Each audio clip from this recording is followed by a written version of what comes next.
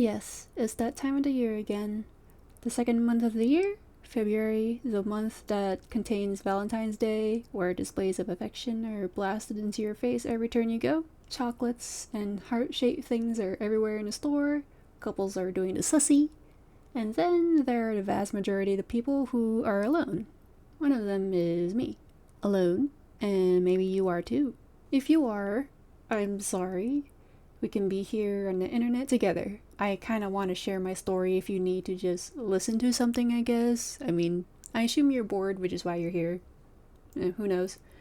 I don't have anyone close enough, or I think that wants to listen to me vent, so I might as well vent to a microphone. At least I am letting it out somehow. Maybe to you, the viewer, I hope it can take your mind off the loneliness too if you are single. Maybe this story will even make you feel better about being alone. I'm the girl, or I would consider myself as the person who gets called at night only when the other person goes, "You up?" More specifically, I mean this as in the person that comes up in people's heads as the second choice. The one that only gets talked to if the other person's favorite isn't around to hang around with.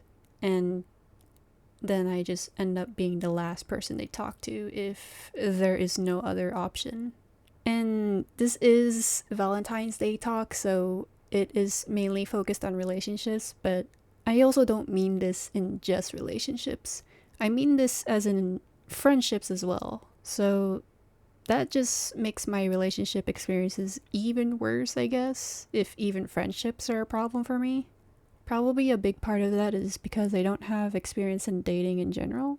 The only time something has ever been something is when I was in a quote-unquote situationship. If you don't know what it means there is something there, but nothing has happened officially yet, or there is no label on it. For me, I think this situationship hurt more than what one might consider a basic situationship, because this is with a guy that I grew up with, and is a son of my mother's friend that was close. Does that sound like a recipe for a disaster yet? Childhood friends to adulthood with a tightly knit family is what we had. My family really likes taking photos and videos to save as memories, and so I remember all the memories we had. Well, maybe not all, because it's been so long ago since this incident happened, but, well, the photos and videos are mostly there on the internet. There's still pictures and videos hanging around us on social media because I can't just erase the old photos and videos my friends have. Stuff on the internet never goes away. One day, that childhood friend, that guy kissed me. I think that's a confession.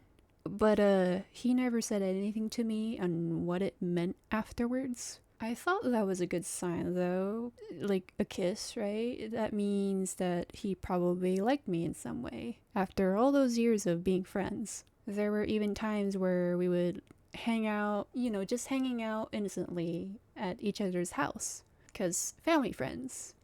Our moms are really close, so they hang around a lot. So because they hang around a lot, we hang around a lot. I thought it was good. So when I thought it was good, I got emotionally attached. And by the way, I'm normally easily like to devote myself to a person that I deem that I like. Once I decide to like a person, even if they are friends, I do everything I can to be with them until it seems like they're too busy or occupied. But the problem with this is with great investments comes bigger downfalls when it happens. Maybe it's because we were both young. Maybe it's because I did something wrong too that I'm not aware of. Obviously, there was a lack of communication because we never said anything. That's why it's called a situationship. But I was sure that I'd be happy with this guy. We even talked about how we grew up, or how we would grow up. We get rich together, get ourselves a mansion and live together, future plans and all that. We knew each other's families really well. We were close to them, as I have mentioned. It all looked like a big sign that things are going well. We've been at this for years. It only seemed right that we would be together. When there was a fallout, there weren't any aggressive arguments. as if everything was being ignored. Along came my stepsister, I guess. She came from another country and then started living with us. Me and him happily welcomed her to the hangout family group with open arms because she's just adjusting to the American lifestyle, right? She came from a different country. She's new, and it's only right that we give her as much hospitality as we can. Well, it's this is probably obvious that is coming, right? When that stepsister came, I noticed them getting closer. At that point, I already became the second option. Soon, there was already an official statement from them that they were dating. An official statement. Going through things as normal, I tried to play it cool. There was no communication from him. The mention of the kiss was never brought up. What we were was never discussed. Maybe I should have pressed on it a little more with him before my stepsister came into the picture. Maybe I just lost my chance and that's why that happened. But the emotional investment I had given into him, it's probably obvious. I had to throw it all away little by little, right? A little more than a decade's worth of emotional investment just down the drain. I had to slowly distance myself from them to, save my feelings. But even as I distanced myself, we would all eventually come together because in the end, we were all family friends. Even to the point we all had a family friend Disney World trip together for a few weeks in Florida for our birthdays. That birthday was either the most interesting because it's Disney World, or the most difficult to remember because that's a birthday. So now, all in my head, I've had this thought that I guess I'm always going to be the second choice. After that birthday event, I never came back the same. Which is, I guess, normal, right? For anybody at that situation. I might still act the same and unbothered, but there are definitely a lot of thoughts racing in my head on what went wrong. I didn't have anyone to turn to about this because if I turn to anyone in the family or any one of my friends in that group, it'll possibly affect everyone because everyone knew each other. Everyone knew each other after all, and so I only slowly burned inside quietly. Save me, please. Because of those events, I ended up becoming a person who gets so hyper-focused on trying to be better at everything.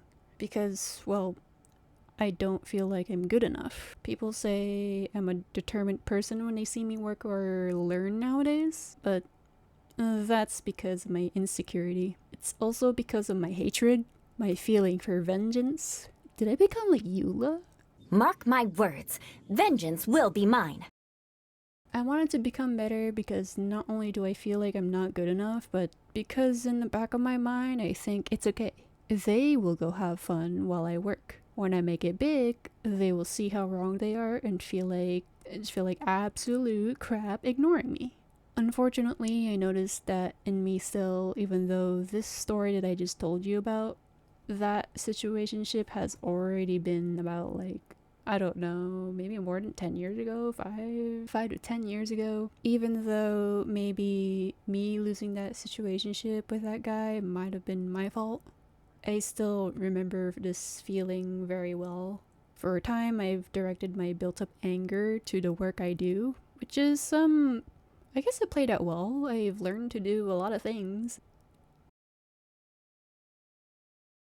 This feeling is so ingrained in me that I even get conscious about it with friends, especially when I see friends say they are busy, but then I see them hanging out with other friends, which I know I shouldn't be feeling so bad about this since it's not like we're in a relationship or anything. Even in regular relationships, I probably would be labeled controlling here. But that's the thing. If I can't even get past friendships, then most likely I can't get past relationships either. I guess after that incident, I don't know if I want to be that dramatic, but the best way I can explain it is I've become too broken now because I overthink about the smallest things. I notice I try to start taking initiatives less often to invite people, feel too guarded when someone does a genuinely real nice gesture for me and only go with friends who give me the invite because I don't know, I'm too scared.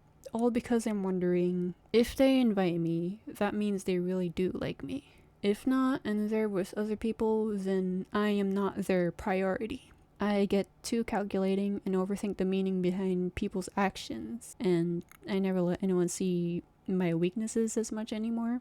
And this translates to my standards in dating become impossibly high, and I guess that's the reason for my singleness. This quote unquote rule I made up in my mind that I should stop hanging out with people until they invite me is all because I don't believe another person wants to be with me, whether it is by friendship or romantic interest. Yeah, I just don't believe people want to be with me anymore. Just all because of that. Another part of me saying that this is an unhealthy way to think. Obviously, it's unhealthy. It's unrealistic, right? To think, oh, nobody wants to be with me. Oh, I'm alone in the world. But is just I guess it's just like I said before. It's ingrained in me that just because of what happened to me, that's my habit now. I don't know if this is a correct way of thinking. Well, I did just say it's unhealthy, but I meant like just waiting for people to invite me instead of being the first one to invite, I mean. I don't know if this is a correct way to go about social environments anymore, but I guess I've just become too self-conceited. But giving so much effort and then getting let down is something I don't want to experience ever again, which I think is kind of sad because in every friend group, in my head, I always try my best to invite people, to make people feel included, to always make it on time when there is a designated meetup, to make sure that people feel like they aren't ignored, only to feel like no one does the same. I feel like I should stop giving so much effort if this was the case. But you know what's funny? Even if the insides of me scream that I should stop doing this, giving so much effort when I know I won't get anything back, I'm starting to think I'm, like, I guess, too needy? ? And I can't always be self-isolated anyways, because that's unhealthy too. Another part of me thinks maybe it's just me being childish, and I'll just go down a mental disaster if I just become petty and stop trying to include people and stop being so selfish. It feels wrong. I was back on square one, and I didn't know what to do, whether to give people a chance again and keep making them feel wanted, to be expressive of my appreciation for their friendship or potential relationship, or risk getting hurt again when I realize they don't do the same back, and then I get left in the end. Eventually though, no matter what I think, I go right back out there, giving effort again and again, hoping one day someone will do it back. It's a disastrous loop, where I feel like I should stop giving so much effort to people, get neglected by others in the end, think it's bad that I should turn selfish just because I don't get attention, become that attention seeker, and then I start over and try again. I get stuck in this, I guess, second choice syndrome again. Being a second choice is a terrible spot to be in. I've already mentioned that I guess I become paranoid about not being good enough. And then I already mentioned about the vengeance idea at the back of my head. Loneliness engulfs me every time I'm in a setting where there are people, even if they are there physically. Jeez, I even just straight up curse people behind their backs for what happened to me sometimes, even if it's not entirely their fault. I get a feeling of disgusting satisfaction when I heard my stepsister and that guy I was with broke up in the end, only to make me feel like I'm such a twisted person. And then I get sad. Am I supposed to feel good or bad about that? What do you do in this situation? Is this how villains get created? Sometimes when I'm not feeling vengeful, I even put myself down too much at an unreasonable amount, and then I go super silent. And then I go into this alone phase on purpose for a period of time, making it even more lonely, and then I go and spiral down, thinking that maybe there was just something wrong with me, and that's why I'm always second. I just realized that I just became a sick person in the head, and it sucks.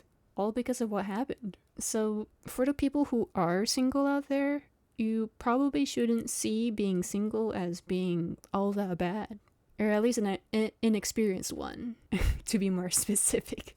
If you're single peacefully and haven't experienced anything like being close with anyone, I think it's good because you do not face the complications of dealing with other people and unpredictable problems in relationships.